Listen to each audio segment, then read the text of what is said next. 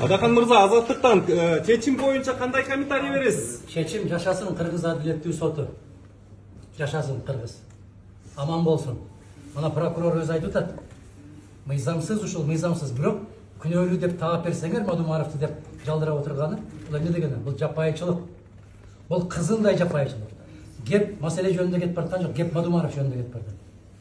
Ушул жогорку кеңешке жеткирбей койсок, алып барбай койсок, барбай калса деген. Мунун түбү жакшы эмес. Ниети каралардын бүтүндөй бир жакшылык алып барбайт. Муну Аллах насип кылса, ар биринин өзүнүн башына түшө турган күн алыс эмес. Башкорго чараңызды ошо сот чечими күчүнө киргенге чейин деди. Демек шаардык сотко чейин камакта болуп шаардык сотко чейин ошондон кийин дагы болушу мүмкүн. Мына өзүңөр карап көрсөңөр балдар, күнөөсүз деп табылсын дейт. Баягы эмне боюнча, булар койгон айып боюнча. Бирок күнөөлүү деп эсептеп бериңиздер деген ал логикага жакпаган жапайычылык. Мындай бийлик Кыргызстанда болгон эмес. Бирок бул бийликтин түбү сөзсүз түрдө анга түшөт. Иншалла. Ага көп эмес. Ушундай жигиттер. Силерге дагы күч кубат, журналисттерди дагы аябай катуу басып атат.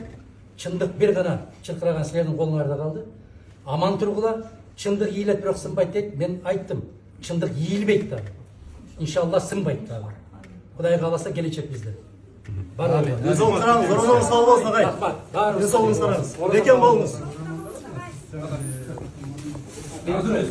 Деп коймогой, жеп койсун деп. Мен ушан жеткирип атпайсыңдар бул.